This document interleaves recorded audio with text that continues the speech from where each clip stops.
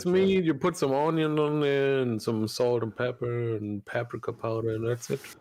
Dang it!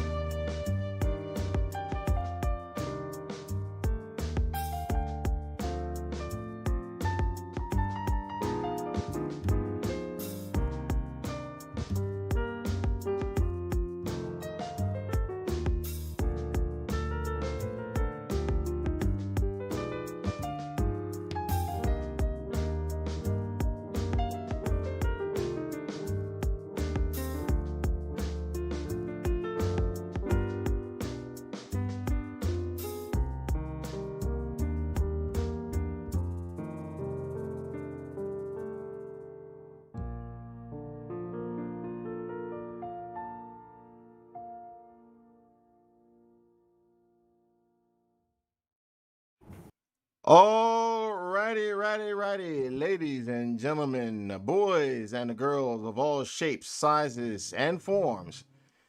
Thank you for coming again to yet another RTP podcast of Really Typical Players, because it's not just about me out here at One Man Indie, but it's also about these brothers who have joined me today, starting off with the originator and the creator of the podcast himself, D7 Dark Man Gaming.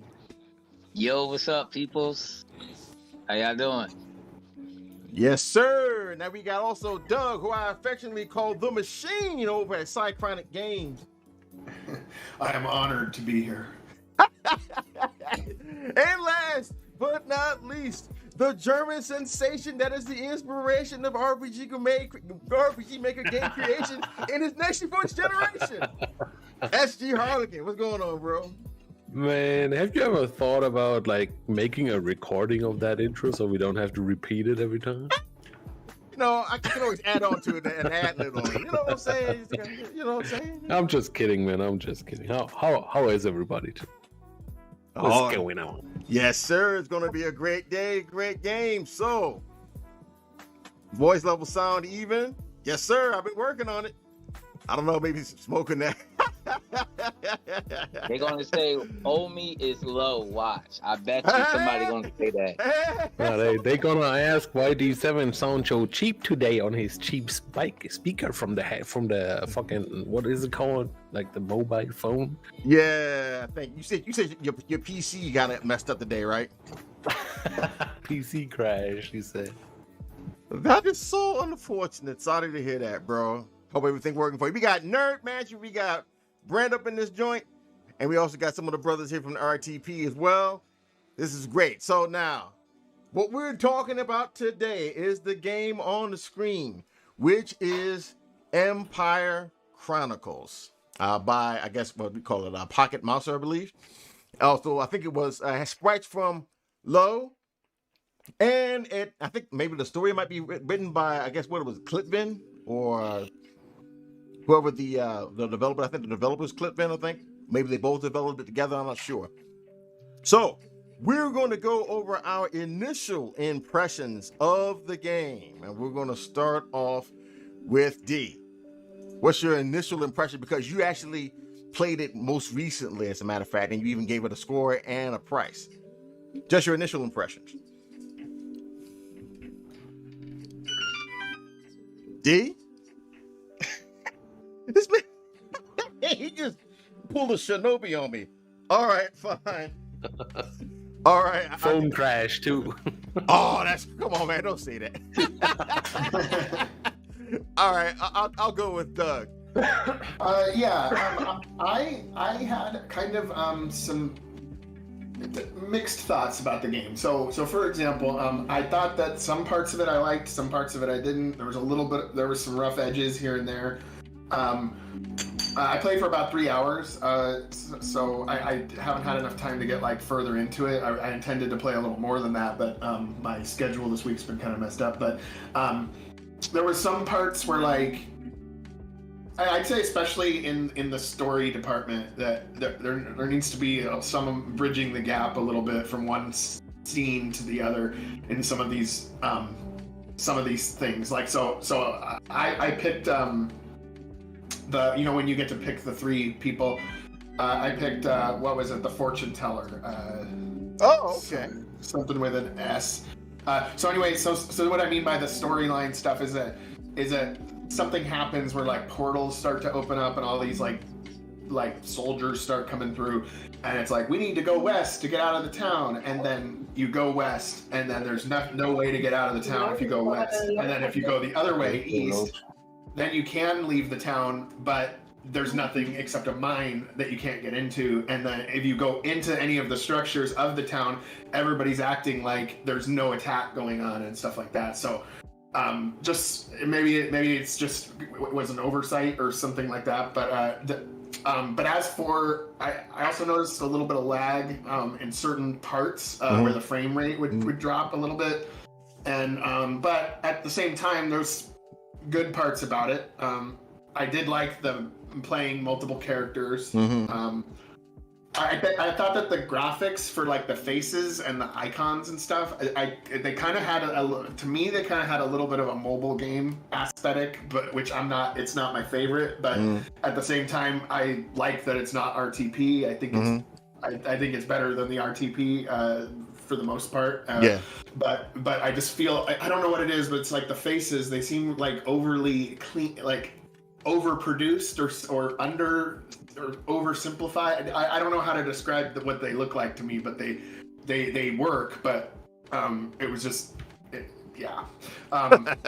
Those are kind of like my rough thoughts after playing it for a few hours. All right. Thanks, Doug. Now, D, are you back? Yeah, I'm back. I was asking you what your initial impressions were, bro. You just went straight lunchtime.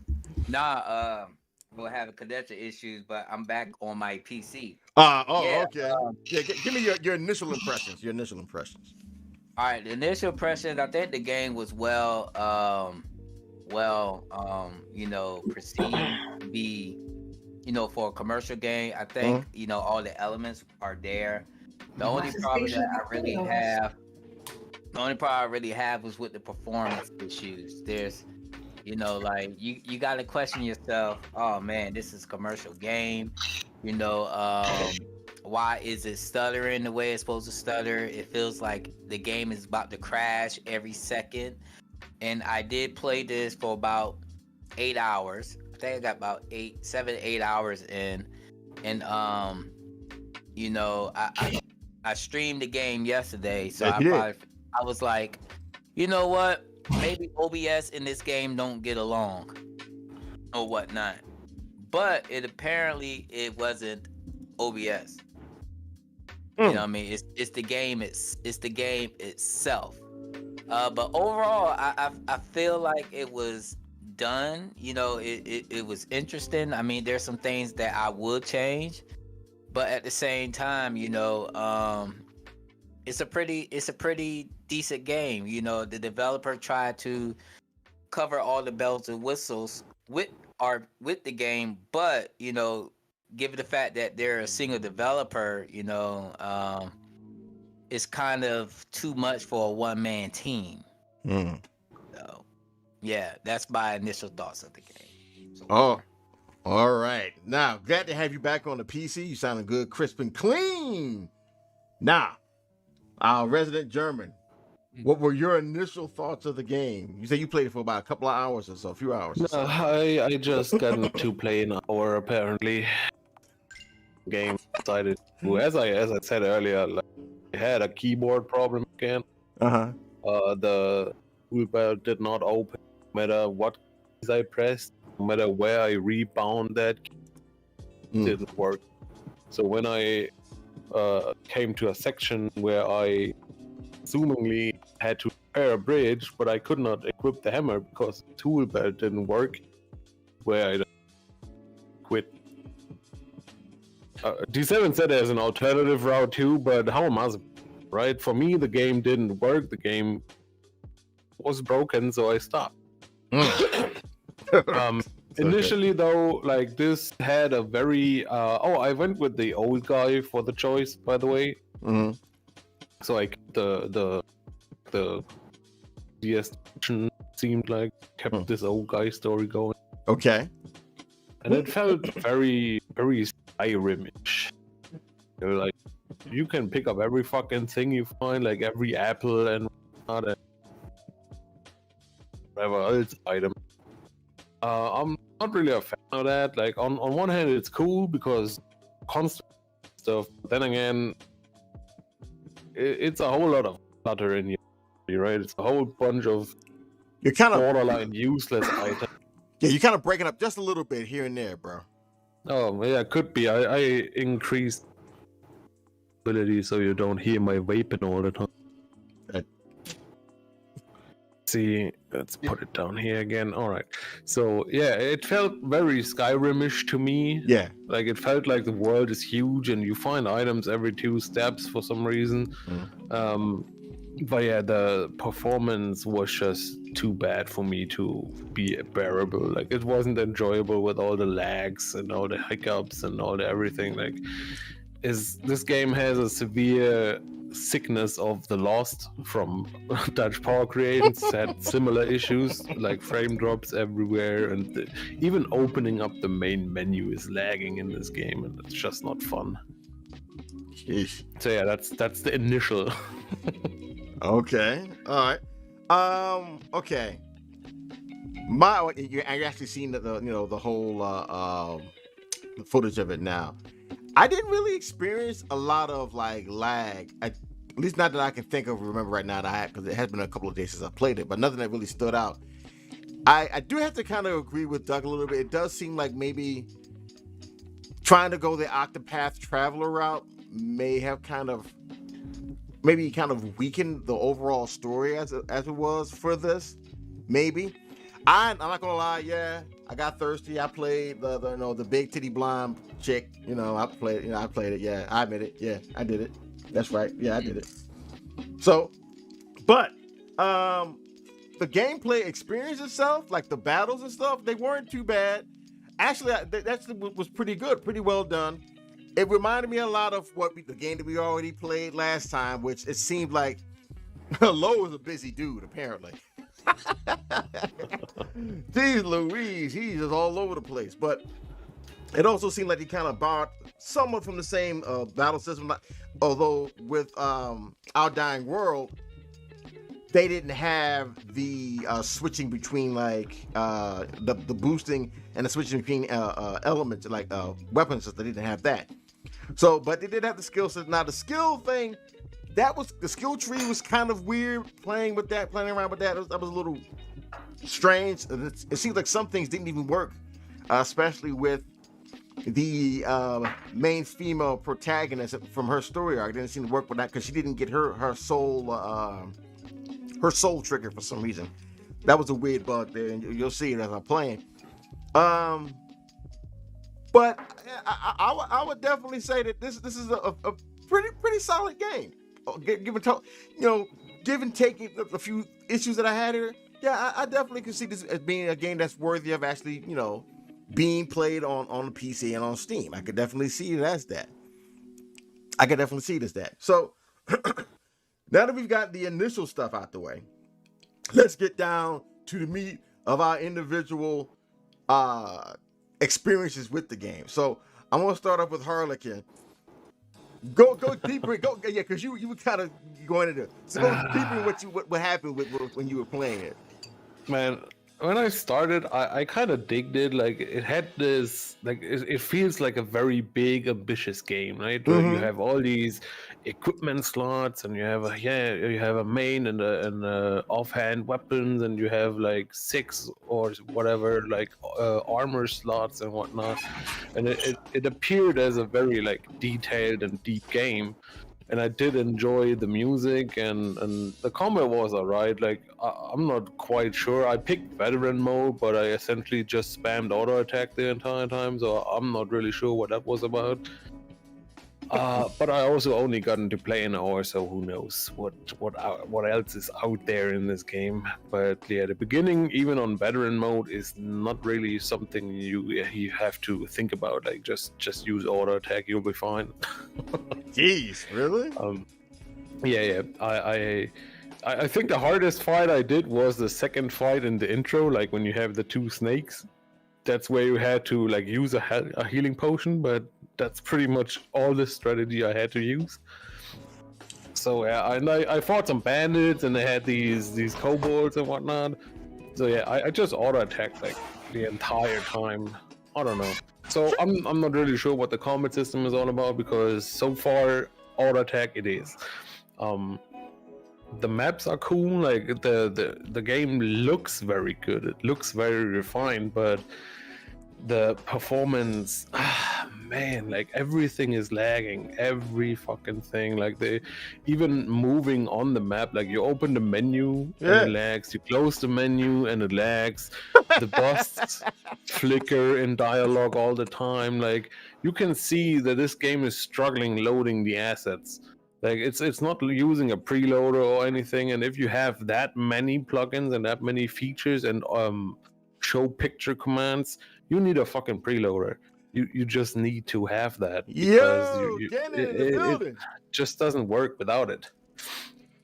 Yeah, so I had major performance issues. I can handle like the occasional stutter. Yeah. That happens with a lot of RPG Maker games. It just happens. Like if you don't optimize your pixie garbage collection and whatnot, it happens. There's always this little like stutter, a frame or two, and that's fine. I can deal with that. But this game, like even opening up the goddamn skill tree that is in there for no reason, that takes forever to open, and it's just a picture and the invisible character moving. Like I don't see why this is so laggy.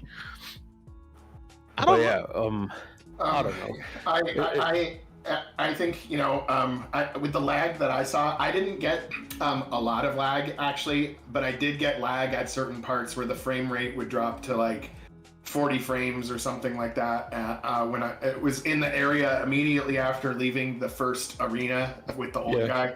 That area was pretty laggy for me, and the skill tree didn't take that long for it to load on my computer, but I have one of those NVMe 970 or 980 Samsung drives, so those are like extremely fast loading, so maybe it loaded faster for me, but could be. But I will say though that when you have a lot of plugins, which my game does too, Starshift does as well, and just the sheer number of plugins actually does cause like that you periodically see throughout the game.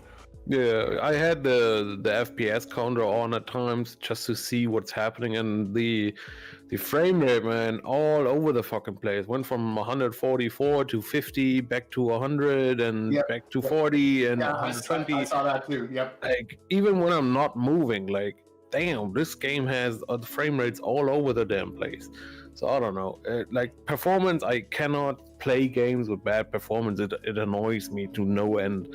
I don't want to have these constant stutters and waiting times and whatnot. I just don't. And this game is early access, so you can argue, well, it's early access, it's to be expected to not work right. But here we go. At the same time, you're charging full price. I'm expecting a working game. But the game was working. What do you say? It is working. Hey man, not with that performance and the fucking button not working. No, it's not. So wait a minute. Okay, so you're saying that, and you showed the picture before. You said that there's a tool belt. Now I didn't get to the part where I had to use a tool belt.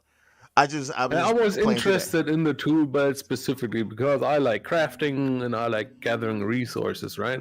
And D7 on the stream had it. Like he chopped trees and mined ore and shit like that. I wanted to see that, but I couldn't because the tools you don't equip in the equip menu, they have an extra tool belt button, which is like I think Q on the keyboard by default, but it didn't work for me. So I tried to rebind the key because the game told me every key is rebindable. So I was like, all right, maybe I have a weird fuck up with the keyboard. What do I know? Because the game is using like the American key layout, right? So, and I'm from Germany. Naturally, I have a German layout for the keyboard. So I was trying to rebind the key to different keys in hopes that it would work, but nope. So yeah, I couldn't equip any tools, so I couldn't mine any ores or fell any trees or whatnot. Couldn't do all that. So yeah, but I wanted to see like the crafting and the resource gathering and what it's used for, but I could not. I just could not. And then there's this weird dialogue system, which I don't know, is I guess that's personal taste, but I do not like it when you have a huge ass dialogue system like that. Like every NPC you talk to has like 4 or 5 options for different dialogue things. Man, who want to read all that? But that's just me. Perhaps I don't know, man. If anything, if you have that much dialogue choices and that much interactability with like NPCs and they have moods and everything, I would suggest having voice acting because that is a lot of text, man. That is a lot of text to read on a single NPC, right? So I don't know. On the other hand, speaking about voice acting in combat is a little bit much. Like everyone is talking all the time. Like every attack has voice lines, and every enemy attack has voice lines too. Like even the fucking kobolds are talking to you constantly. the kobolds are talking. Man, and people said my game had a lot of fucking voices in the combat. Man, that was, oh my goodness, that was even a lot for me. The one dude in my playthrough, the dude with the weird tattoo on his face, he kept saying this ridiculous line. They be like, like, come on. Like, if I hear this out your dumb behind, one more time. He was. And I mean, it gets worse too. It gets worse too. Like the more party members you get in battle, the more fucking talking you get. They're like talking over each other, and it's just it weird. was a bit weird. It was a bit weird, and yeah, sticking on the combat part, I found the action sequences to be a little cheap. Like if you look at the positions and the animation timings and whatnot, it's a little cheap on the cheap side. Like they are made quickly and not very like carefully optimized or anything. It's just a basic motion, but the animation is not synced up with like the action effect. Like the damage number pops up before the actual hit animation plays sometimes and stuff like that. Like it's not really well made if you pay attention to that. I guess I must not have paid attention to it. I wouldn't expect most people to do. Like you usually just play the game and watch it in pretty colors, but yeah, since I'm doing so much with action sequences, I'm paying attention to that. I've seen way worse though. Of course, there's always worse. That's just a given. There's always some game that's worse. There's no limit to the bottom. Yeah, absolutely. There's no limit to the top either. Right. To the bottom. Yeah. So for me, the game is like it looks like a very great game, and it looks like a very ambitious game, and it plays like a very ambitious game. But yeah, I just can't with the performance and with the toolbar not working, and with the other. The pixel movement was annoying as fuck for me. Like the thing with pixel movement in RPG Maker is the damn hitbox. Like you move pixel wise, but your hitbox is still on a tile. It looks like. So if you got like two interactables next to each other, like a chest on the one side and like I don't know, some kind of item above that, like I'm triggering the item I already picked up 100 times because that's empty, even though I'm standing in front of the chest and actually want to take the chest. The hitboxes are weird. That's what happens every time I play an RPG Maker game with like Q movement or pixel movement or whatever. It's like the hitboxes are whack. Yeah, they are. That's why I'm not using pixel movement. I would like to because it looks nice, right? But I don't want to deal with that jank, man. Yeah. You know how I deal with that? I don't have pixel movement in my game, but I've messed with it before, and that exact problem I was able to get to be a lot less extreme by using a plugin. I think it's a Yanfly plugin, and it's called like event proximity activate, and you just tell it to activate the event if it's within 1 square away, rather than but that would make problems if you have like if they're right, if you have two right next to each other or something like that. So it's always jank. No matter what you do, it's always kind of jank, and that's why I'm not using it, because it's very annoying and frustrating. Because it's inaccurate. Like your character looks like he's standing on the tile, but he's not. You're like 2 pixels off, and you're actually standing a tile above that, and it's annoying. It's just annoying, especially when you have a game that has so many damn items to pick up, and you're running around that stupid item trying to get a position right. It's annoying as fuck. I did run into that issue while I was playing this game too. Like it looked like it's like literally right in front of you, and you're not able to pick it up sometimes. Yeah, like many of these games we play here on the podcast, they're all great, right? They have great ideas and great concepts, but they all forget like the basic thing of quality of life. Your game has to play nice. Before it's gonna be a good game. If your game plays like shit, nobody gonna play it, no matter how great it is, because it's frustrating. Like I could manage 1 hour with all the lag and other like quirks and jank parts in the game. Like that's 1 hour, and then I'm gonna fucking refund your game because it just doesn't work for me. So your early access, you're getting my $15, and then I'm gonna get it back because the game lags like hell, and I can't really play it. That's ridiculous. Okay. So what do you got to say, D? Go ahead, man. Oh man, hit this guy with the refund again. Yes, I'm refunding everything, man. I'm refunding every freaking thing. Even if the game is free, you want to refund it. Yeah. I agree with both Harlequin and Doug on this, man, because if you ignore these problems, the game is actually pretty good, pretty well made. But it's, people feel like, especially a game is $14.99.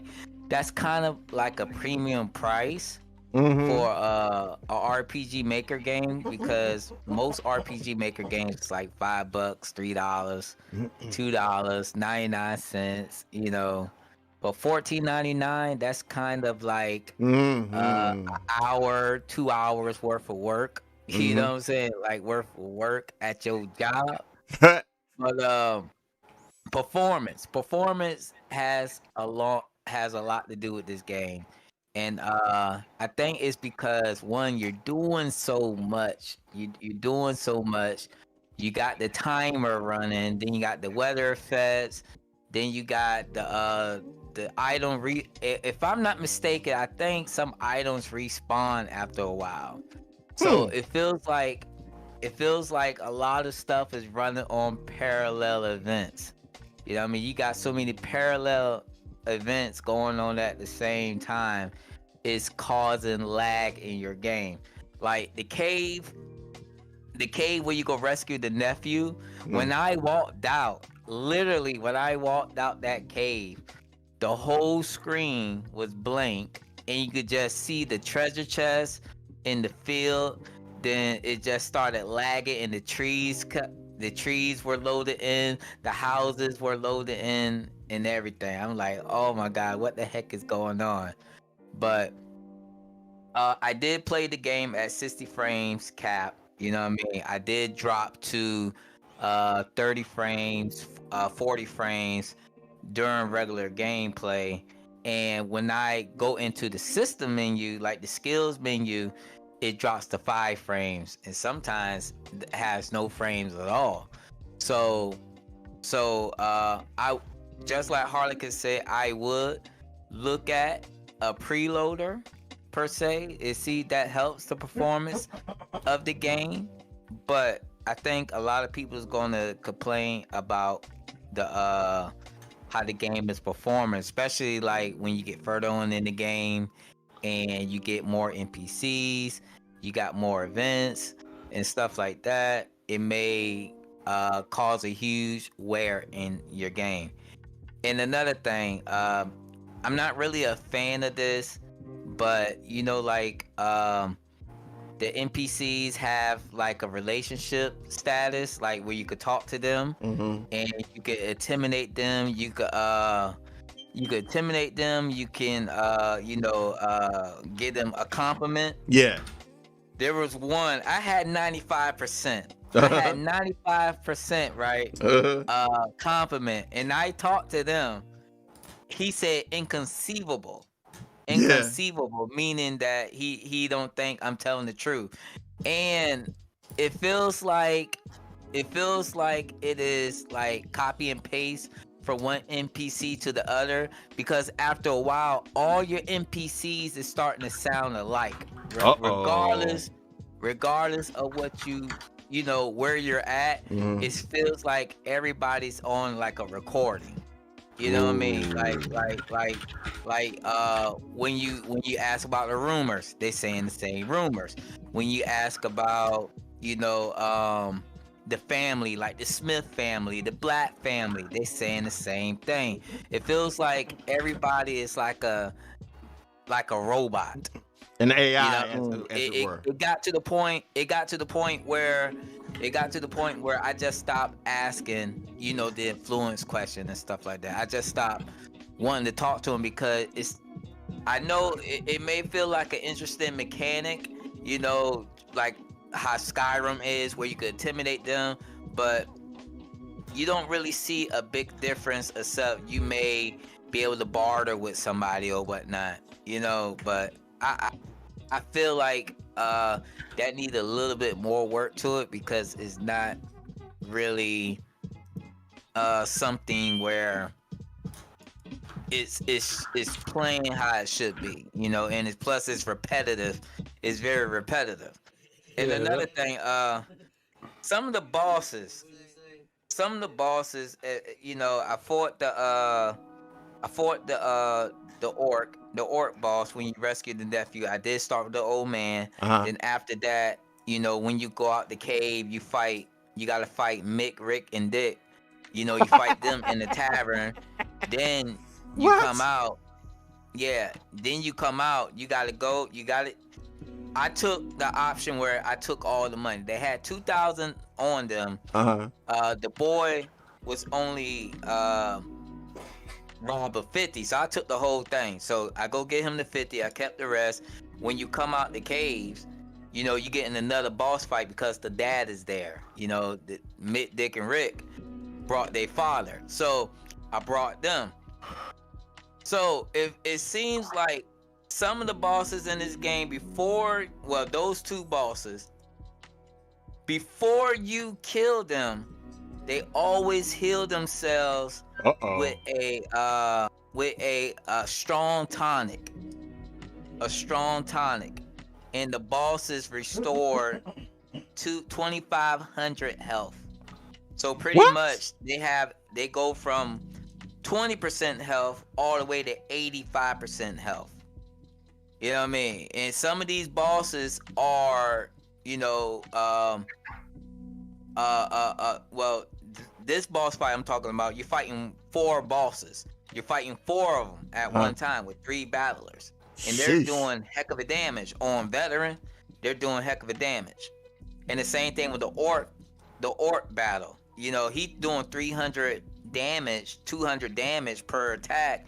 Then when you get him down to 15%, he used a strong tonic and get 2,000, close to 3,000 health back. Then he does a desperation attack, like a limit break attack that takes at least 600 more HP than me. Some of the bosses are a little bit unbalanced. That's what I'm trying to say. Some of them are a little bit unbalanced.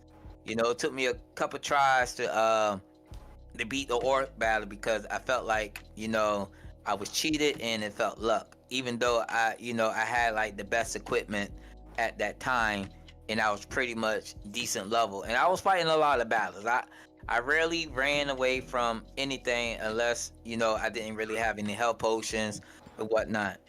Well, I saw that you have like the 100 veteran battles achievement. I saw that earlier. Yeah, man. It's I mean, the game is well made perfectly, you know, and on the stream, a lot of people complimented, oh man, this developer going all out with this game, with the art. Every NPC has a unique look. I mean, I seen some NPCs that were repeated, but still, you know, not a lot of you're not gonna see a lot of games where the NPCs are pretty much you know, repetitive. You know, this game, they at least have good looking NPCs that could have been characters. You know what I'm saying? Could have been main characters and stuff like that. But I think the problem is, you know, it's just too much going on. It's just so much that the player has to learn, where the developer is focusing on this thing, but need to pay attention to this thing because there's a lot of bugs in this game. And for a game to be $14.99, you're gonna have people who are perfectionists or purists. They're gonna want the game to play the best of the best. You know, they're gonna want it to play the best as it can. You know, especially at early access. There have been points where, you know, you could look at the NPCs when they're in the bed. They're not exactly in their bed. Ooh. They're like a little bit above the headboard. Yeah. There's some curtains above the players. There's some you could run over the bed. You know what I'm saying? That. On top of each other. Mm-hmm. You know, you feel like you know, minor details like that is going to be overlooked because the developer is trying to focus on the bigger details, like the leveling, you know, the skill grid, mm-hmm. the quest, and there was one point when you do the quest, right? There was one point where you get the supplies, right? When you get the supplies, which is part of your main quest, you go pick up the supplies, right? And when you get the supplies, you are over encumbered with the supplies, so your guy is slugging instead of running. Then you're supposed to take it all the way back, but if you talk to the guy again, you gotta pay 25 copper for him to deliver it.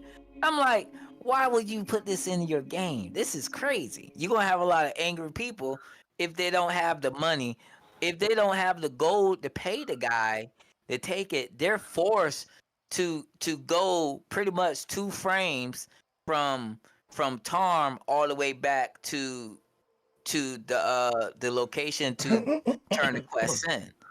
You know what I mean? But that's crazy. Even though it's a joke, 14, you gotta think about it. It's a joke to the developer. If it's not an Easter egg, don't do it. You know what I'm saying? Don't do it, because some people, I felt like, man, I was about to give up. Like I wasn't thinking about talking to the guy again or anything. I was like, man, why would this guy do this and force me to take this stuff back, going like extra, like a snail? A snail could have beat me back to the camp. A snail. That's how slow he was running, bro. It's crazy. But I mean, it's a great game. I gave it a great score. But the problem is, just like what we see on screen, how bright the lights is. Like when the lights come on, it's like a SWAT team coming to your house and shining all the lights in your house. Like, put your hands up. That's what it looks like, for real. That's what it looks like, for real. Like, when, huh? Get on the floor now. Get on the floor. Put down the controller. Yeah. I'm like, bro. And another thing, like, there's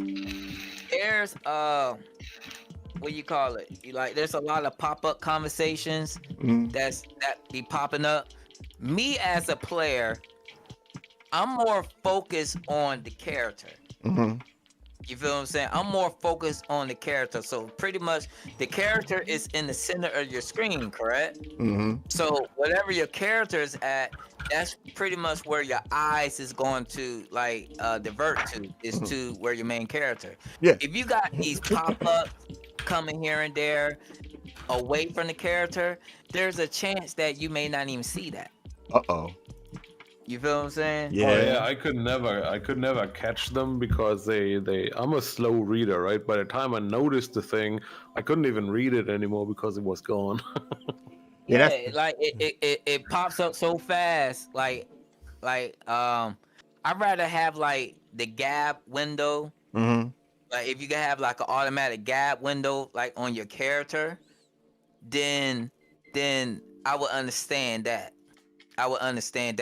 And another thing that I did notice, Dorian and the old man are the main NPCs. They're the main characters. Anybody else you have with you, the other NPCs won't recognize them. You feel what I'm saying? Like, I had 3 party members, like the elf girl. She's pretty much not recognizable by any events. So when I was coming out the cave, the guy said, "Oh yeah, here's these 2. They're those 2." You know what I mean? They're not even referencing the other party member or whatnot. So I don't know, man. I don't know. I mean, I like it. I appreciate how the developer gave the enemies action, a little action sequencing. Nothing too out the ordinary, but better than the attack back and forth, stuff like that. They at least try to do something with that. And the voices, that could get a little annoying after a while, but it didn't really bother me too much. But for some people, it will. and there should be a toggle switch for that to turn them off and on too. So, all in all, I thought that the entire, I guess, presentation of the game, I will agree with what Harlequin and what you're saying, and it seems like they're actually went all out in terms of trying to get the presentation down, trying to do as much as they possibly could to try to make this not look like the average RPG maker RTP experience. And for that, I definitely got to give them a big thumbs up for the effort. You see, hold on, not mean to cut you off. You see how the soldier just said inconceivable? Yeah, I said that too. Yeah. Everybody say that. Everybody, the women, the kid, the soldier, the priest, the shop owner, everybody said inconceivable. Inconceivable. Yeah. Everybody. That's why I said this game felt very Skyrim to me. Like the gameplay is like miles wide, but only inches deep. Like that's how I felt about. Like there's all these mechanics, but they are very shallow. Jeez, that's all. Yeah, that's the same thing I thought about Skyrim. Like vanilla Skyrim. Yeah. Miles wide gameplay. There's everything. Like you can do a whole bunch of shit in there, but everything is very shallow. Like that, there's a shit ton of NPCs, but they all speak the same stuff. They all have the same voice actors and stuff like that. Like in this game, same thing. There's a shit ton of NPCs, a shit ton of dialogue, but the dialogue is ultimately the same wherever you go, and stuff like that. Like you have this huge like path of exile skill tree, but ultimately it's just +1 attack, +1 health, +1 speed, whatever. Like, it's not deep. It's miles wide, but inches deep. Jeez. Okay, I see what you're saying. I kind of thought. I guess maybe to try to balance that out. He tried to balance it out by increasing it only by 1, but it did seem like having to spend like 20 SP or whatever the points were to get it, just to only get a boost of 1 is like, that's it for all of that. I could have got that within like say about like 5 SP, something like that. You know. Some are +6, some are higher than +1. Yeah. Not all of them. Then you can unlock a whole bunch of your soul triggers and stuff in there too. Oh, speaking of soul triggers, for some reason or another, Sheridan's soul trigger, for some reason I did not get it to work. I thought I already had it already. I thought I equipped it, or I thought it was already open. But it didn't work. Like every time when I tried to do a soul trigger with her, even after I thought I got a soul trigger, did nothing. She was just standing there, just glowing, just on Super Saiyan mode the whole time. That was about it. That's just so. I don't know. Maybe that's something that you probably might have missed in regards to trying to balance everything out. Because if it's just him doing all this, then I can understand you kind of missing some stuff. But for something like that, and the price you're charging for early access as well, I think that's what's really going to hold you back. Because when we talk about all these kind of errors that should not be there if your game is going to be for the price that it is and is on early access, but at the same time, I think people would be a little bit more forgiving if the price was a little bit lower. I think it would. I think it would be a little lower. And then that, I think. But yeah, did you learn it right here? The soul trigger, blinding light. Yeah, I saw the blinding light, but then blinding light didn't really do anything. I thought blinding light was a passive or something like that. Because every time when I did the soul trigger, nothing happened. So I thought maybe it was like some kind of a passive. It says quick effect. That means you get a free turn when you use it. That's what that does? Yeah. That's weird. See, like this, that's instacast too. So you get an instacast and a free turn as well. Huh. Maybe I misread that. I thought it was like something like that. Because when I was looking to try to select it, because when you did it with Corwin, you actually could pick the actual what am I thinking of? The actual soul trigger. That you actually could pick it with him. With her, when I tried to look for it, I didn't see it. So I was like, okay, well, what's happening here? But if it's like a passive thing in the background, then okay, then it's my bad, mea culpa. Then maybe I misunderstood. maybe the for her it's a little bit different than what you saw with Corwin, I guess. So I don't know. Maybe I just saw it differently. Yeah. Or I misremembered. I can't take away from the game. Like I really can't. I really like it. You know what I mean? I like the game. I see the the potential that the game has. It does. But just like Harlequin said, just like The Lost, by Dutch Power Creation, that game has wonderful potential, and I really like that game. But at the same time, the performance on that game, the lag and stuff, it kind of. I didn't really experience lag on that one. It kind of going to question the player, like, oh man, why this game lag so bad? You know what I mean? Why this game is going to, why is it acting like this? Not loading in properly, or it feels like I'm on the PlayStation 1, you know what I'm saying? Like, or a OG Xbox, because the loading times were crazy back then. You know what I mean? You kind of, you're going to have those people. See, like, people like us who got the Steam key. Yeah. 90 on cap. Yep. Who got a Steam key. Are we the true reviewers of your game? I don't think so. I sure am. I really feel that we're not, because we had nothing to lose. We didn't lose $14.99.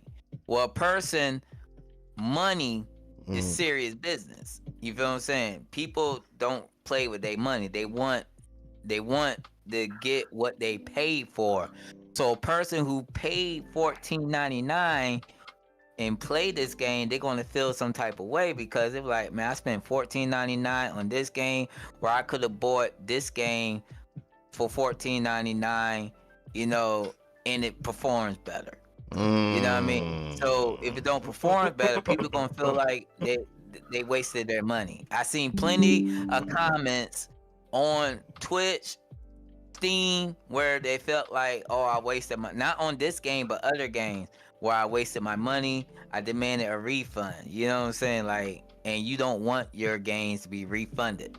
So a person like us who got a Steam key, we don't really feel the true effect of loss.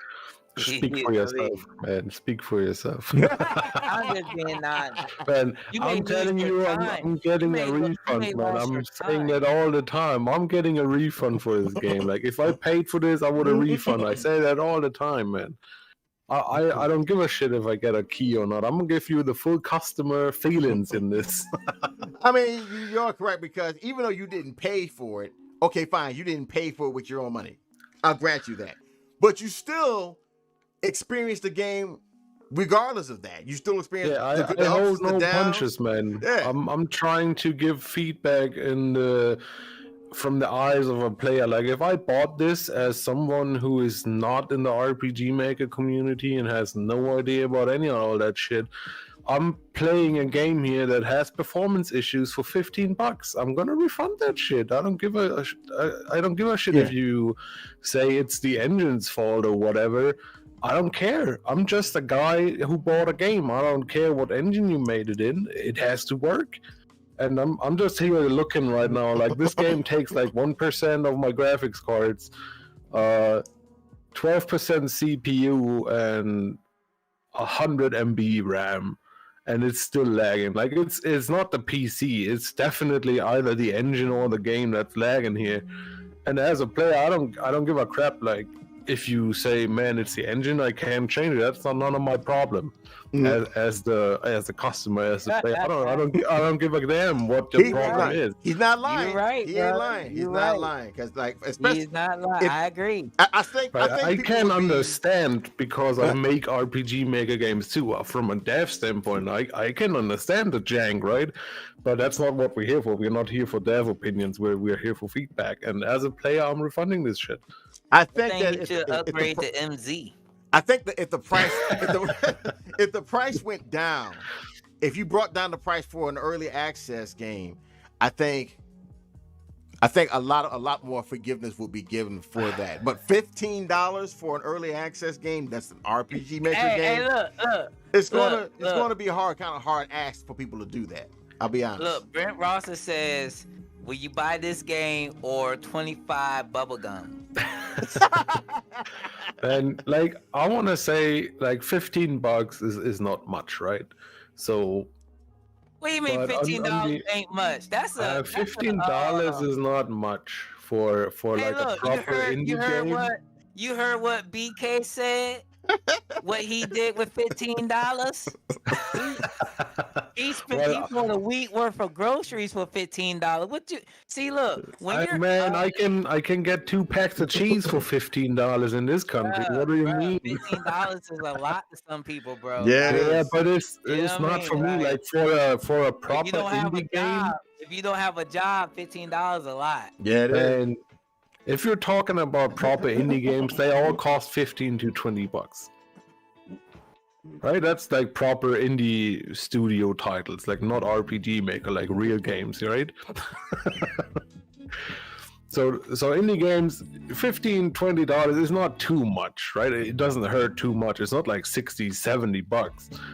But on the other hand, it's early access. If you ask me full price for early access game, there you go. I don't know, man. I don't know. I'm just not gonna buy it because what's in it for me? I'm playing an unfinished game. Yep. Potentially giving you feedback for free. Yep. And I'm gonna have to pay full price for that. This game also been in development for 10 years. Yeah, like get that out of here. I'm not buying this. Yeah. See, that's what I'm saying. Like, I think that's what I was trying to say before. Like, it wouldn't. I don't think people would have such a hesitancy to play it if you had dropped the price down. Like, say, if $14.99 is the price that you want to pay for the game when it's completed, I cannot gainsay you that because you have a lot of potential to make that game worth that and probably a bit more. I'll be honest. Man, I disagree, guys. I disagree because I've seen other games with an early access price.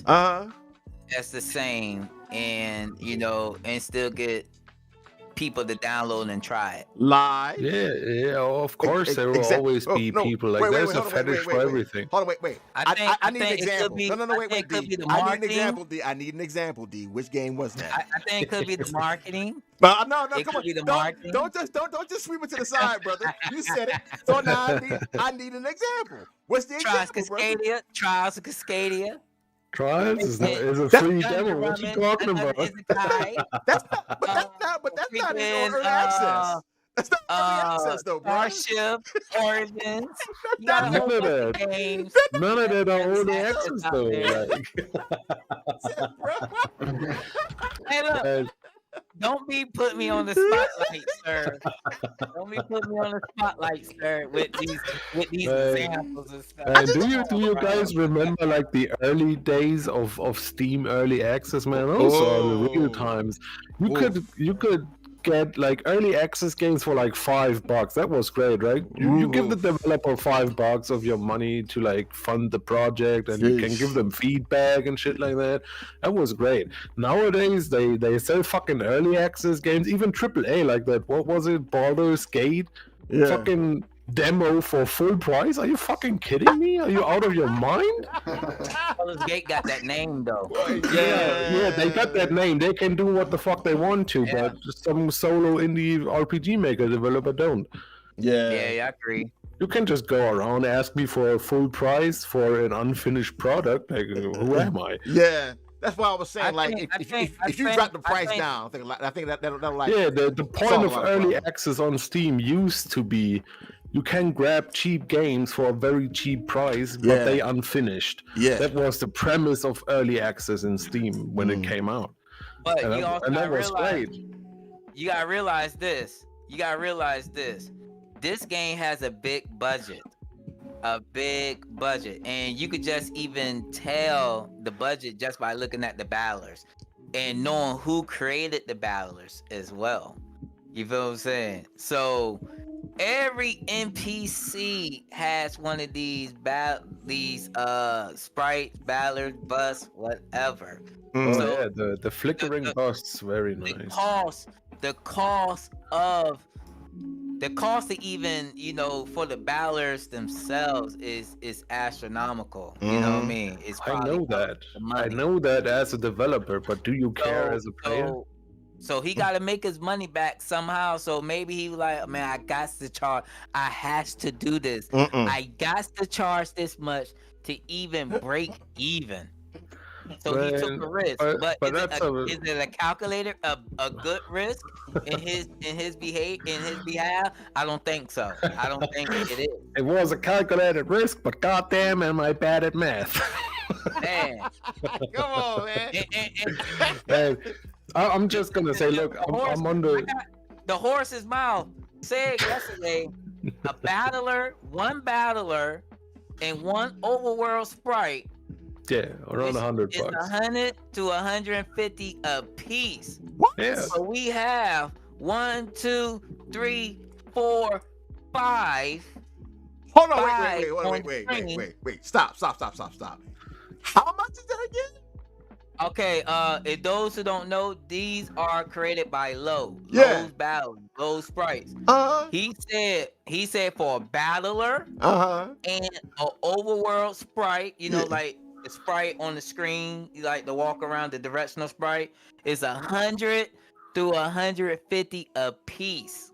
Lord have mercy. So I know that. This guy got at least over 50 in this game that I've seen so far. No, the on-map sprites are not Lowe's though. They only have the busts and the battlers. Yeah, but he just gave me a price.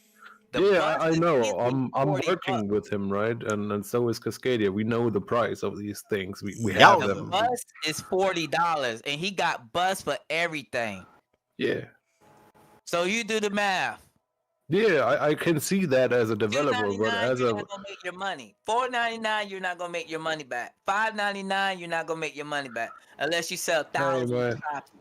Hey man, look, I got the Steam page open, right?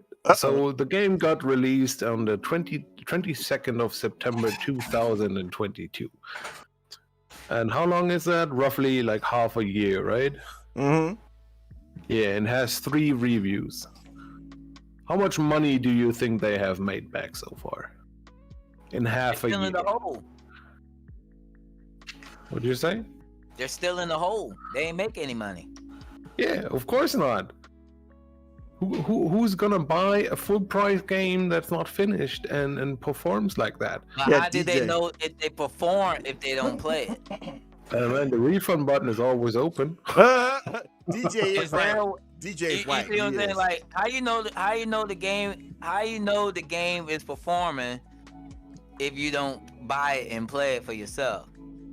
Yeah, you can buy it. Sure. And then you're refunded.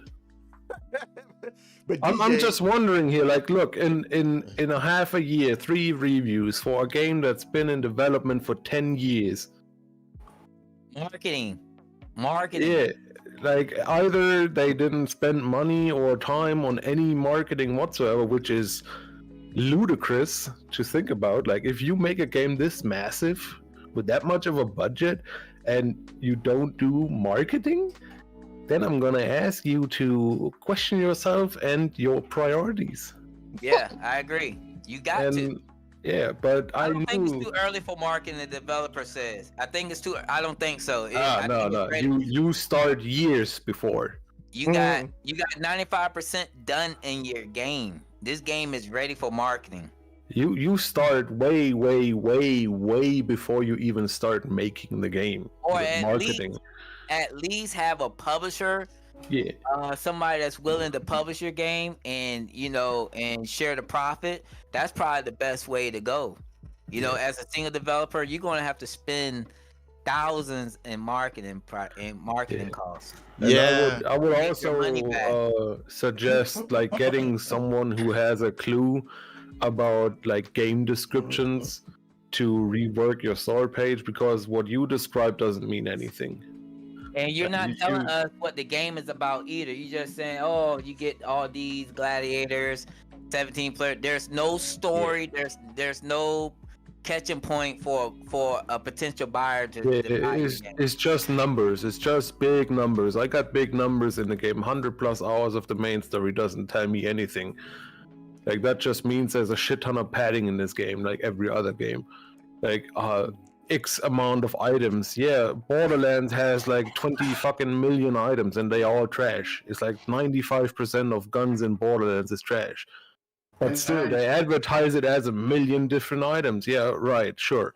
I know, and for myself, I know that I focus a lot on story. So if I saw a game that showed the features, but I was like, okay, but what's the narrative here? What's gonna suck me into the story?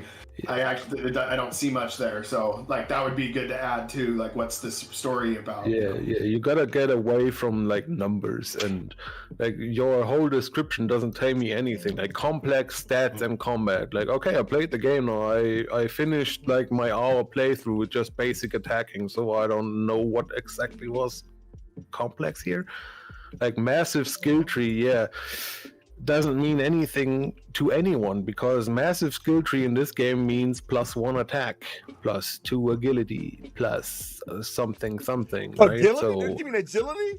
I don't know. There's some speed or agility or whatever it was called. Like, it's the most basic shit ever. Like, big numbers don't mean anything. Like, if you have a massive skill tree, that just means that your passive skills are garbage. It's just generic shit. Like every other, like every Diablo game, like every Diablo-like game, right, where they have these massive passives, like Path of Exile, right? Massive skill tree, but all it is really just +1 intelligence, +2 attack, +15 HP, right?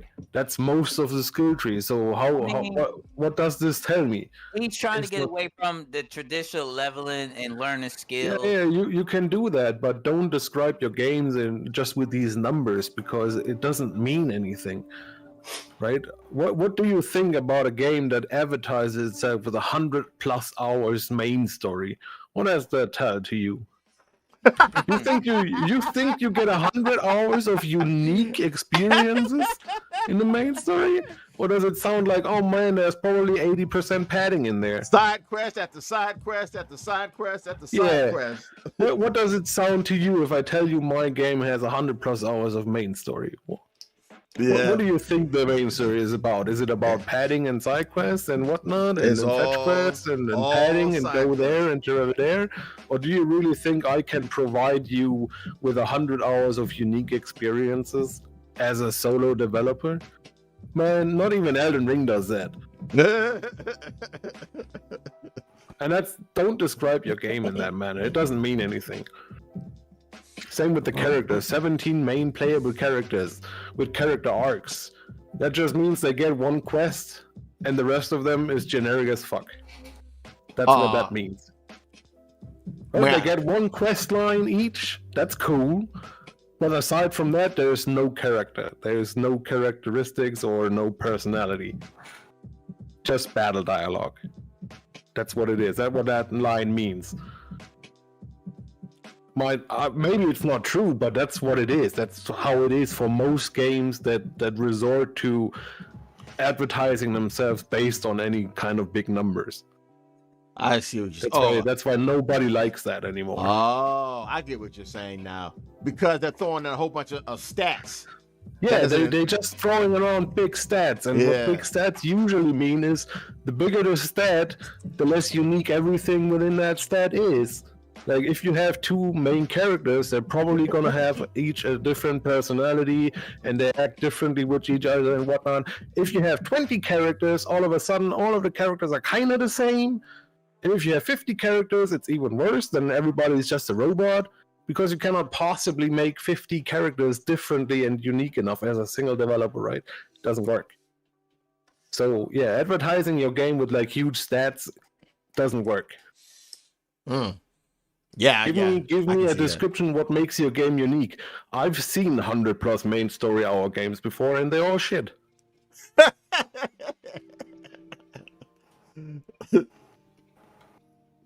In this era, don't be so vague. Give me exactly what makes your game unique. sprawling large world. Yeah, all I've seen is like a shit ton of items I can pick up. Okay, that doesn't really mean anything. Like epic storyline doesn't mean anything. Give me specifics. Give me stuff that makes your game your game. Because I played Skyrim before, I know all that already. Yeah, that map, that initial map after you play as the old man, that it is pretty big. That does let you know that you got a lot of stuff to see here. And again, that's impressive. To me, it's just a big map. It gives the impression. When you get to it gives the impression you got a lot there. Yeah. Yeah, that lasts until the tutorial is over, because after that, you get to pick the 3 quest lines. Yeah, so you're not actually traversing the map.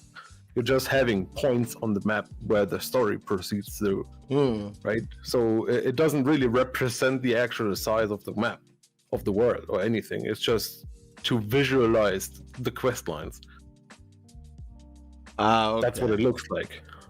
So it's basically just all flash, no substance, what you're saying. Yeah, who knows? I only get to play an hour because the game was broken, so I'm not sure. The developer said you could traverse the whole map. I think he's assuming stuff now. Yeah, that's how it looked like, right? You finish the intro, right? You jump into the river, and then you get to pick, right? You get to pick one of these 3 like scenarios, quest lines, or whatever. Uh-huh. So what it looks like to me is like the map is just an interface. Like you're not actually traversing this map. It's just showing you where on the map the story currently happens, is what it looks like to me. But what he's saying is you get to travel the entirety of the map in game. I mean, could be. Then please fix up your performance problems, and I may actually play it more. Wow! Come on, bro. Come on. Yeah, what can I say? I can't handle that. Like, what's up with that fucking toolbed? Now that the dev is here, maybe I can ask him, because I could not open that toolbed. I could not equip my tools. Not at all. I tried rebinding that fucking key like 6-7 times, and no matter where I put it, it just didn't work. And another thing I got, man, take the word Nazi out the game. What? That seemed a bit out of place for a medieval game, yeah. But I didn't really. Where was that at? In the beginning of the game, when he bought in the arena. The old man said that. He said, I'm gonna take you down, you Nazi. I read down all the keys, man. First what I did was I was switching to WASD layout, and on the side you had the jump button and that other button. I rebound those 2. Like, I pressed every button on my keyboard. I tried every button, literally everyone, every single button I pressed, and nothing happened. No matter where I relocated the buttons, it just didn't open. I don't know why. But yeah, that kept me from playing. Hey, look, I'm gonna fly to Germany and open it for you and show you how you're supposed to do it. Man, I tried. I reset the key bindings again, right? I put the standard layout. I have no problem opening it. What about you, Sacronic? Hey, man, the jump button worked for me. But it worked fine for me. I'm guessing no idea. I'm guessing it has to do with the German keyboard and not being tested. What about you? Don't ask me, because I didn't even know about that. No, I didn't even know about the tool belt at all. I didn't get a chance to even play that. The jump button worked. Yeah, the jump button worked fine.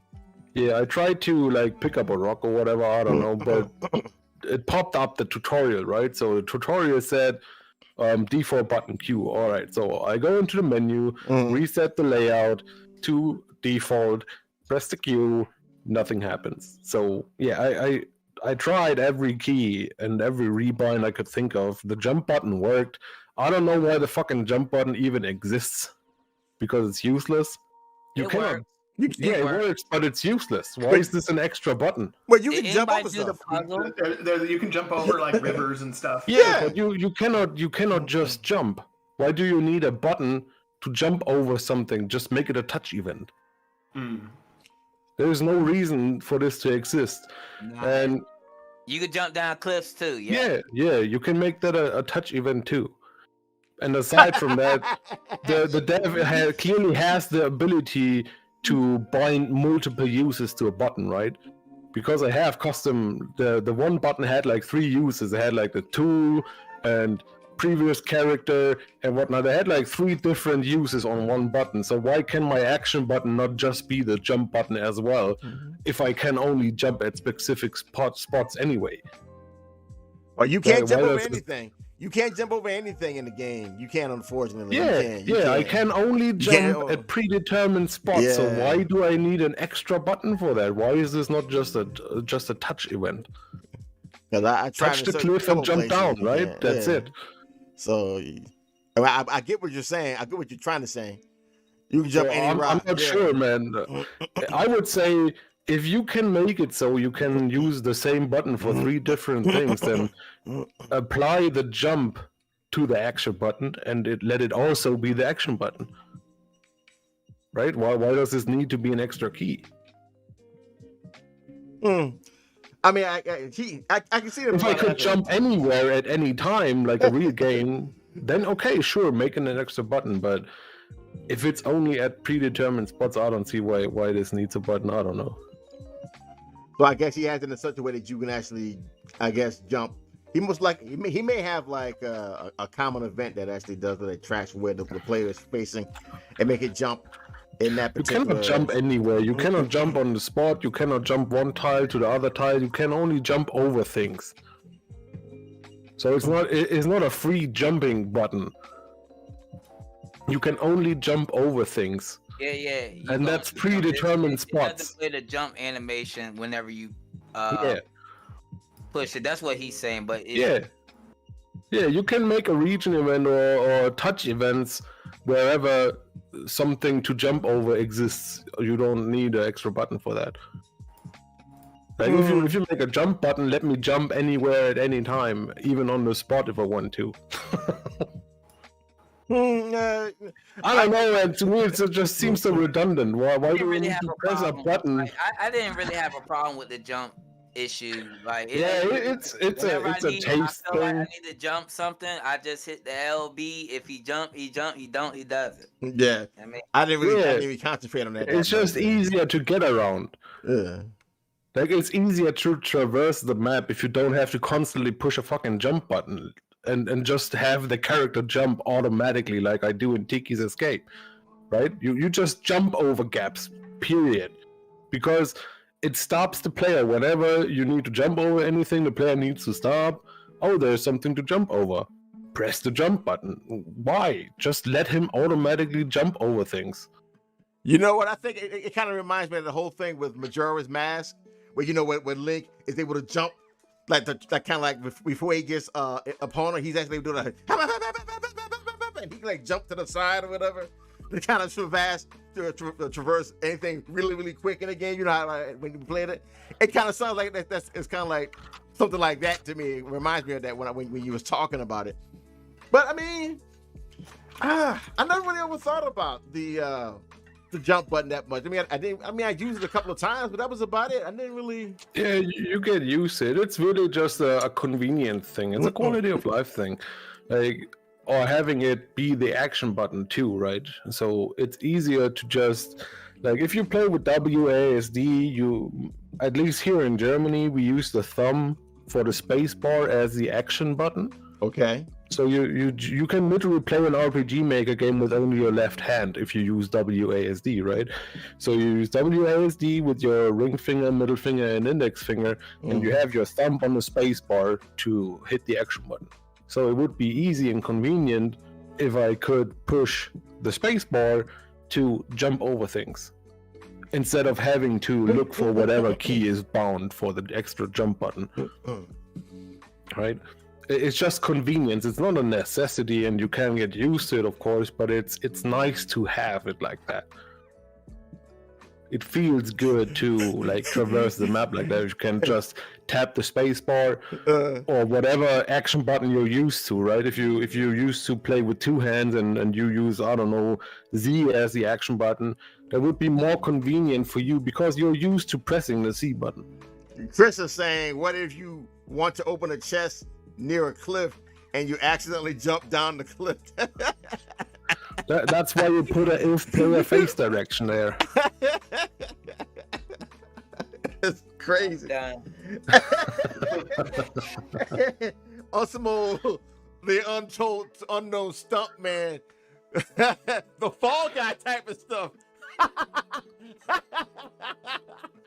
That's crazy, man. That's a good example, though. Yeah, as I said, that's just a quality of life thing for me. Like, I find it weird. The more buttons I need to use, the weirder it gets. But yeah, that's not the biggest problem. Like, don't worry about that. Fix your performance first. Wow. Yeah, that's how it is. But you know, for me, I didn't have any problems with the performance. Honestly, it was just a few other things, like some of the systems that were kind of off for me. But in terms of performance, the performance was more or less pretty fine. Now, again, like D7 was saying, there was some weird things going on with the beds and like some of the event, like spacing and gaps in between that. That was kind of weird. But other than that, what kind of rig you got though? Like, what kind of machine you have? Like, even D7 said you can see the fucking trees loading in, and he already got a machine. Like, I'm on a 1080 and a fucking Ryzen 3 CPU. I can see why a big game like that might be laggy for me. But you guys are having machines. I'm on I have a 3070 Ti and I've got a Threadripper 1950X CPU. See, my computer is a fucking toaster compared to you guys. So and D7 says even for him the game was lagging. I'm wondering what kind of. I don't know. Maybe I was running at 60 frames caps. I don't know. I had 144 frames, but if the game could handle it. As I said, the game was jumping around from 154 to 50 back to 100. Like, it's crazy. Now, maybe and I wasn't even moving. Like, Real trying to ask you, did you go to the forest? I didn't go to the forest. Except for that one time when you were Corwin or whatever.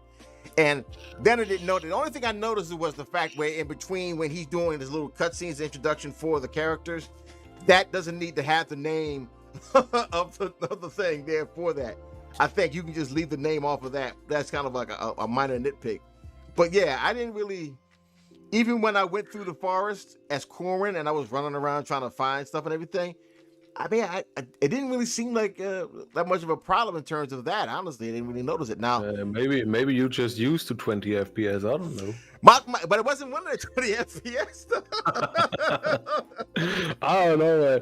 I'm like based on performance. I cannot play a game that's constantly like having hiccups and taking long to open like a skill menu or some shit. I just can't handle that. I need my gaming smooth.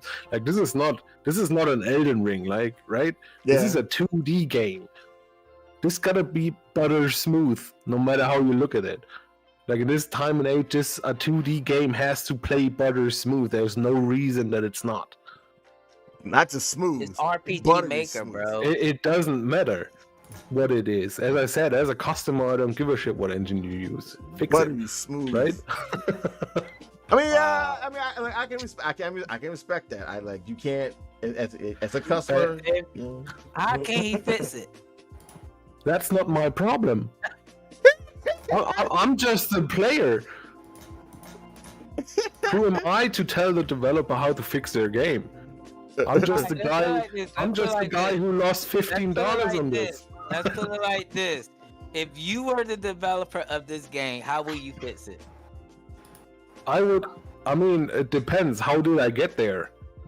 Like, the developer clearly knows the performance issues, and they seem to have some coding knowledge since they apparently ripped the entire functionality of common events out the engine's code. So I would think about what got me there. If they know what causes the lag, they can probably fix it. I don't know what causes this lag. It's not my game. I didn't make it. I would assume try using a preloader because there's a lot of show images going on in this game. So I would assume go with a preloader and maybe make a 46-bit exe out of this game so it can use more than 4 gigs of RAM. That's what I would do and try. But as I said, I didn't make this game. I don't know what's causing it. I just know I needed a preloader for my game. Upgrade to MZ for better performance. You don't need that. All these plugins are MV, and a lot of them are not compatible. Yeah, Yeah. But the thing is though is usually when I've seen the kind of lag that I'm seeing, which I didn't see it everywhere, by the way. In some places it was perfectly smooth, and then I also saw the micro jitter thing. We have the fix for that. That will help a little bit, but that's not the only source in this game. And then it's usually something with plugins, some kind of plugin interaction where these two plugins don't like each other if they're going at the same time, and then you see it in the lag or in the scene. Could be, yeah. Could also be the case. I just know it from my game. I use like 128 by 128 icons for my shop menus and my inventory menus. So I needed a preloader for that because it couldn't handle it otherwise. It would drop the frames whenever you open the shop menu because it needed to load all these big icons and stuff like that. And considering how many images are going on in this game at all times, like the clock and the hunger bar or whatever it is, and all the other things like when you enter a map, right, the map name that's animated and all that shit, you got all these animated trees and whatnot. So my first guess would be use a preloader to preload all these fucking image assets and make a 46-bit exe file so it can use more than 4 gigs of RAM. And if that doesn't fix it, then it kind of gotta be plugin issue. That's what I would assume if this was my game, but I can only guess because I didn't make it. All right. You could also open it up in RPG Maker as a project file, probably. Yeah, but why would I do that, man? I just gotta decrypt it first and take a look at it. Who am I? Am I the bug fixer now or what? Am I getting paid for this or? I was just saying how you could pull it off. You could, but why would I? Like, it's easier to hit the refund button before I do that. Wow. Man, look, the thing is, right? It's not an itch game. It's a Steam game, and Steam is kind of, professional. If I get a game on Steam, I kind of expect it to, work. See, all right, okay. Now, just crazy. All right, so now we come to the part of the show where, based on our experiences, we give the game a price. So we're going to start off with, we'll start with D7 because he gave it a price. So what was the price you gave it again? Based on your experience? Assuming that all the problems has been No, not gonna do any of that. That's not what we do. We're going by our experience. I'm repeating what I said on stream. Okay. This is what I said on stream. Right? Y'all want that, right? What I said online? That way I'm not contradicting myself. All right, okay. I said $14.99 is a good price, but I felt like the game could be a little bit higher. Given the fact all problems have been fixed, like the performance and stuff like that, I feel this game could be $16.99. Okay. So, but you saying $14.99 is a good price. So that's the price you're going to go with. I said $16.99 on my stream. So $16.99. So we got $16.99. So thus saith D. Thus saith D7. That is the price he's giving. All right. It's a good game. I would definitely say it's a game with I actually enjoyed it. Like I actually enjoyed it and plan to play it some more. You know what I mean? The game is, I feel like it's one of those RPG Maker games that is done correct. That's done correct. But unfortunately, he's the only developer. He's probably overworked himself with this. Even if it's 10 years, you gotta know that a lot of this stuff is minor detail. The minor detail could definitely break your game or make your game. Yeah. So maybe he should, get somebody to look at the game and maybe, a second pair of eyes, hire like a consultant that could probably help him with the game and probably optimize it better. For you to be, a game developer, a commercial game developer, you gotta go through all avenues and hurdles to make your game better. You know what I'm saying? If that's hire professional help for somebody to look at your game and write you a report of how you can improve the game, you got to do that. All right, so $60.99 from D7, and some words of wisdom. All right, hey, man. For me, I would probably in the game in its current state, I'd probably price it at $9.99 personally. All right. I think that it's a good game. It's got potential. It's got some issues, but it's early access, so that's okay. Yeah. I if it was me, I would price it at $9.99 personally. All right. So now 15 kids the dev has. What? How many kids? Brent Ross said he got 16 kids. What? Sheesh. Lord have mercy on you, brother. Hey, you got nothing but respect for me, bro. Hey, so a Harlequin, based on your experience, man, if this was like a fully polished game and finished, I'd say $20 easily. But right now, it's just a refund for me. Dog. I don't play games with performance issues. That just I can play Dark Souls all day and not rage, but I hate performance issues. Jeez. Wow. So that would be 0 then. Yeah, absolutely. All right. So based on my experience of it, I'm not gonna lie. Yeah, you got me with the thirst trap with Sheridan because them titties, boy. I'll play that. Yeah, I'll go with that. So, with the fact of that, and my own personal experience with it and playing it, I thought the game was there was a lot that was really done well with the game. I will definitely say that there were some things that were a little questionable, but I think the overall presentation of the game definitely speaks of a lot of potential of this being a really good representation of how an RPG Maker game can be made. I will definitely say that. You definitely got a lot of promise with that. So, based on what I experienced from that, I'll probably go with like maybe $10.99. I think $10.99 will probably be a good choice. But I definitely do agree with what D said though. Once those issues are fixed, I think you definitely have something here that again would be something that people would be more than happy to pay $15, $17, maybe even $20 for. Yeah. Look, I'm big on like polish, right? Every time we price something, I think you guys on the cheap side, like you would play things that are broken for a cheap price, but you would also only pay $5 more if it was fully polished. And that's weird to me. And you're always surprised that I would refund a game that's not working right, but I would also pay $20 or $25 for a fully working version. Yeah.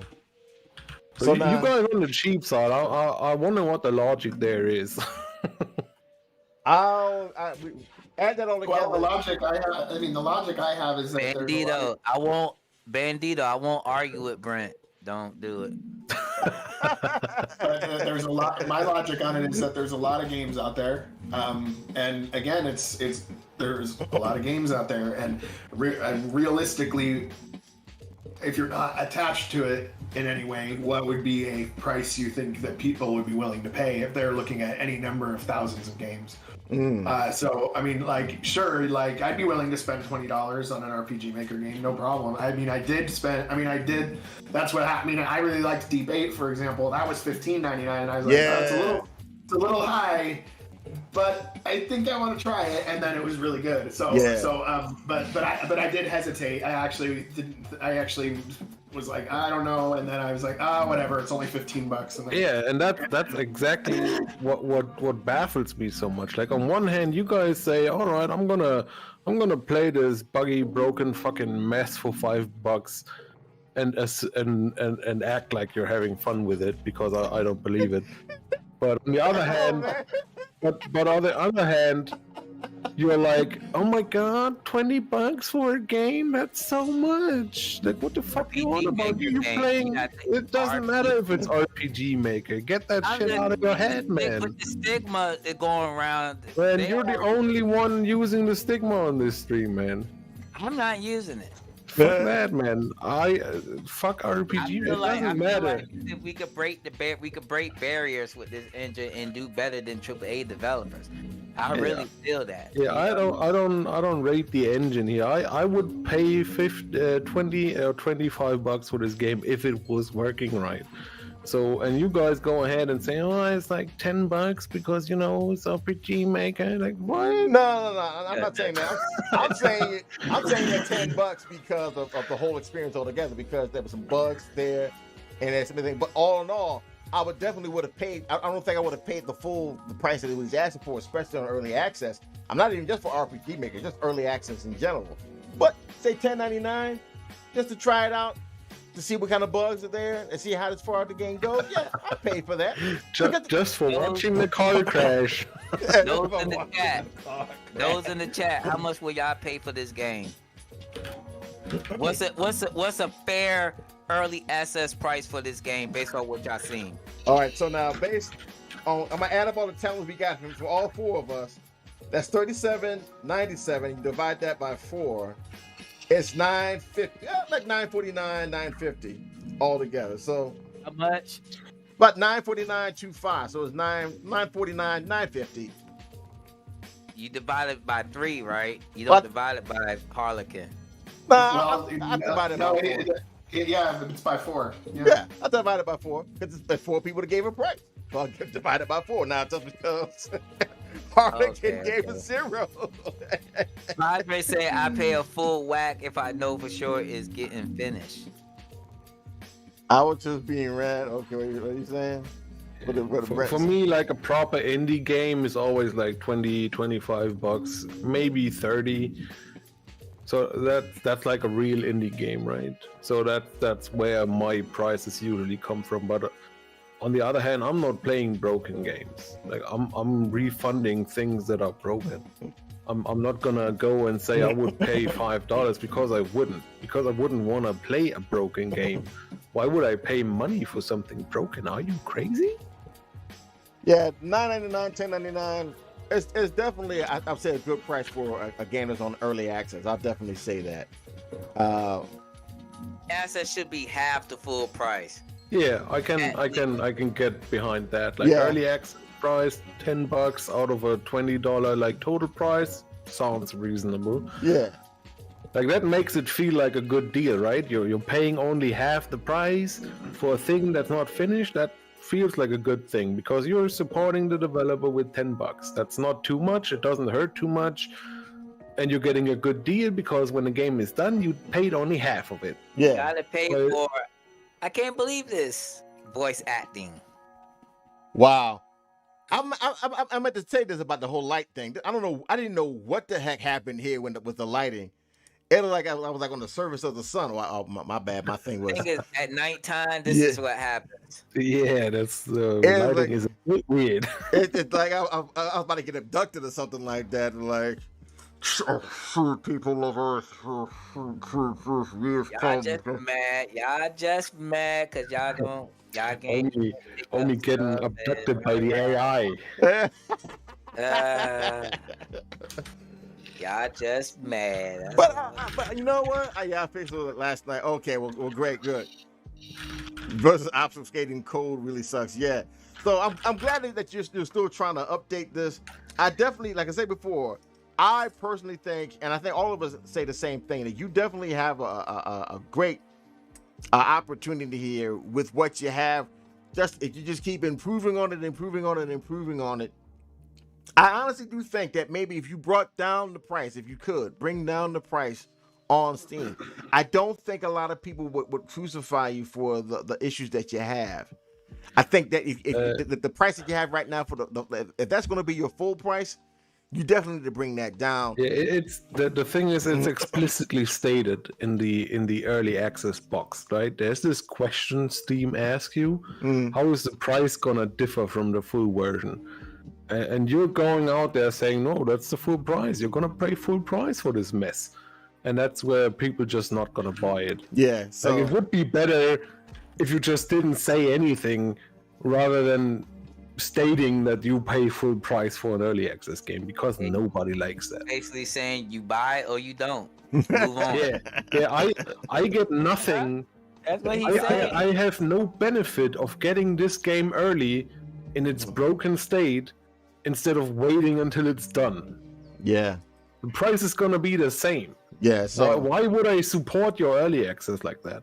Yeah, definitely. You need to bring that price down. I think a lot of people will be more willing to play it. Especially, it's not the RPG maker that's the stigma. It's the early access. You're paying $15 for an early access game. That's going to be. It's just saying it out loud. Put it like this: say the price out loud to yourself for an early access game. $14.99, $15 for early access. It's like. And the dev did say $14.99 he'll pay. He answers own question. But I'm saying, like, put it like this: there was a game that came out a while ago, and maybe people heard it, maybe they have not. It was Stonehearth, and that game was so good back in the day. Yeah, but that game had not only did it have a lot of potential, they have a lot of people behind it that were playing it. You had Bonto playing it. You had 3-4 different people who built their channels playing that game. Unfortunately, you don't have that option.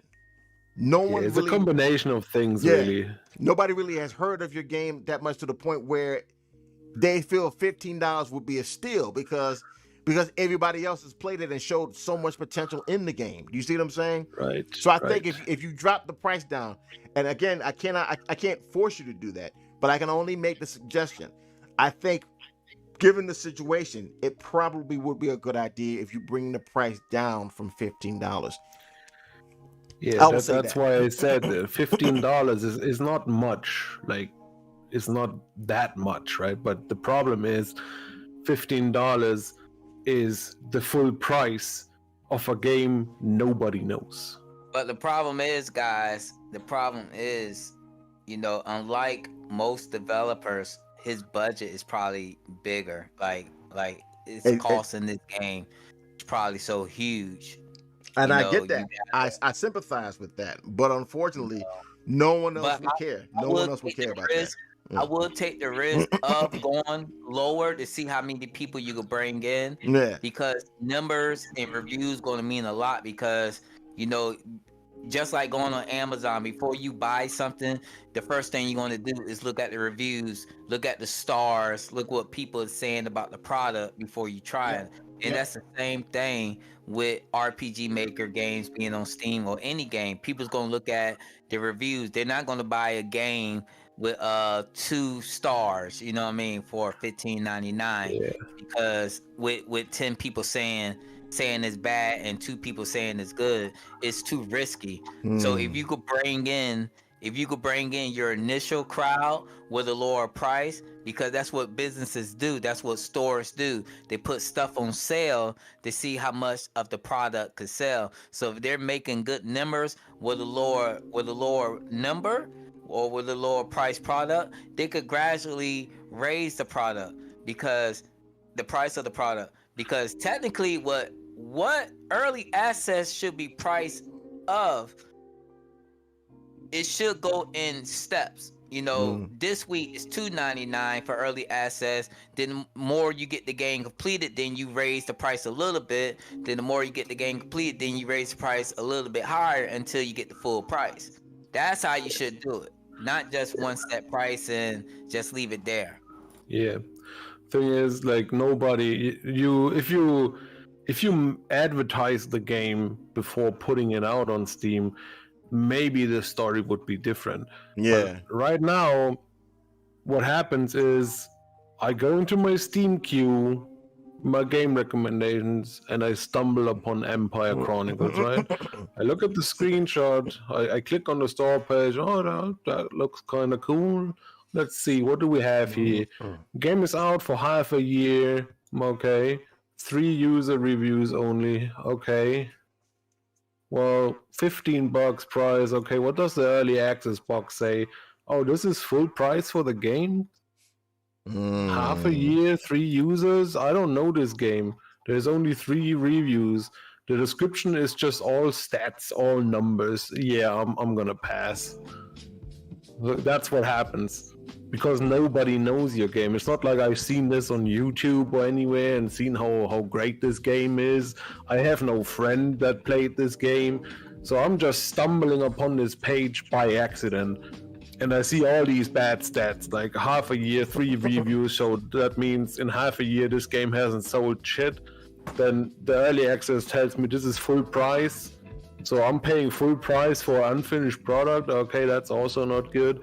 I look at the description, it's all stats, doesn't tell me anything what makes this game good. I look at the reviews, yeah, they're all positive, but that doesn't mean anything, right? So it's just like 1.7 hours on record, 1.4 hours on record. Like the review, the dude played 1.5 hours. He has no idea about this game. And he made a positive review. That doesn't tell me anything. So you have effectively one review because you have one that's like 300 hours in the game. I can believe that guy. So that's one review that's reliable on your page out of 3. That's not really reliable either. Want me to tell you why? I mean, it's the only thing to go by. He probably left his computer running. I mean, I'm being honest. It could be, but it's the only thing you can go by on this store page because the other guys only played for an hour. I mean, so what are we gonna do? You see a relatively high price this guy got 3 hours. Yeah, he got 300 hours, and yeah. But I'm looking for negative reviews. Because I want to see what makes this game bad, right? What makes players quit this game. Okay. But there's none here. There's only 3 reviews, so that's not something I can go by.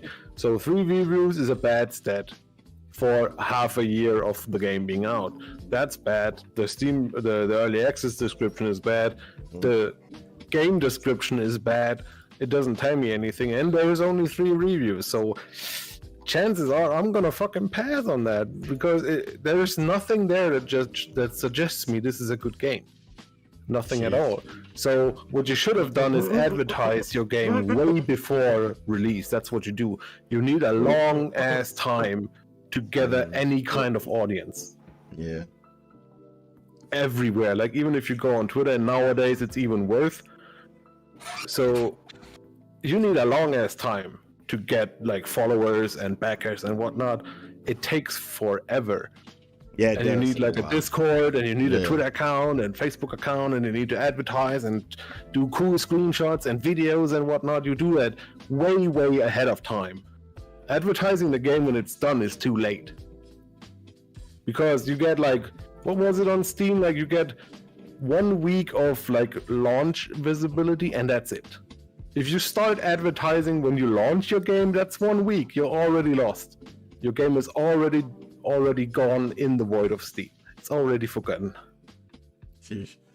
I mean, that's how it works. Yeah. The only chance you got is pretty much like try joining a Steam Next Fest with a demo close to release. That's the only thing left to you in terms of advertising. Because you already passed everything else. You didn't build a community, you didn't have any backers or any Discord server that's filled with people that love the game or anything. You have no YouTube videos I could stumble upon and anything. Like there's nothing I can find online about this game. You didn't advertise it anywhere. So if you start on launch, it's too late. Like you have 1 week to either have enough wish lists that the game stays on top, or it's gonna be in the void. That's how it works. Yeah, that's true. Yeah, you can. Can't knock that. All right, well, folks, as with all good things, this also comes to an end. I want to thank you very much for coming out. I hope that you did enjoy this to the dev. I hope that you found at least some kind of value from this. Hopefully, maybe there's something that you could take away from it. I want to thank everybody who stopped by. Ryan, DJ, the developer himself, Chris, Bird Bunch. I would say Padre. I think Padre did stop by maybe a little bit. I know Brent did.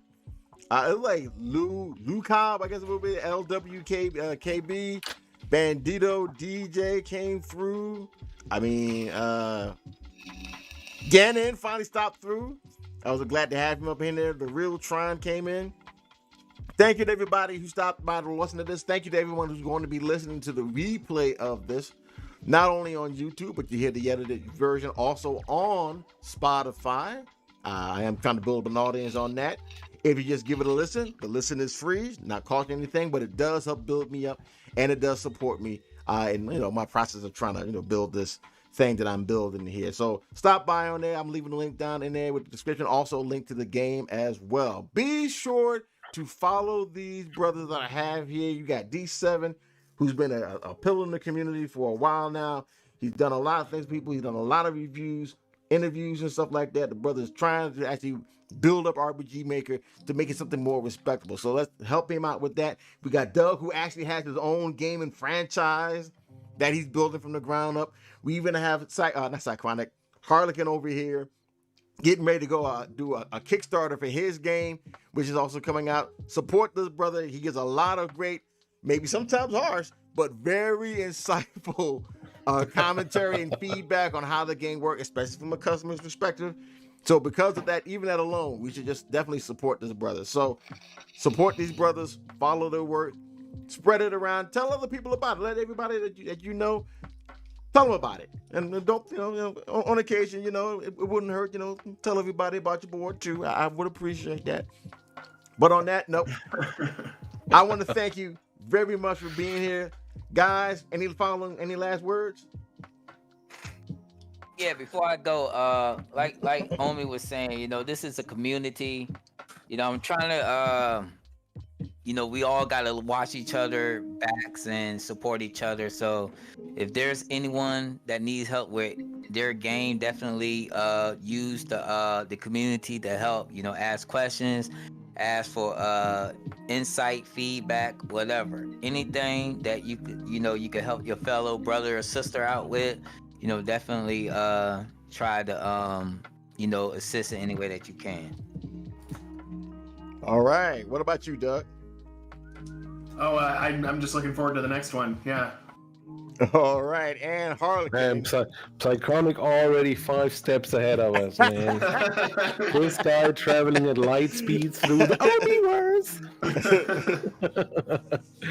Yeah, man, I really already said what I had to say, man. I'm having a dry throat now, and yeah. All righty, well, gotta get out of here. Then I thank you all for coming here. God be with you. God bless you. God loves you, and God willing, I'm hoping to see you guys again on the other side.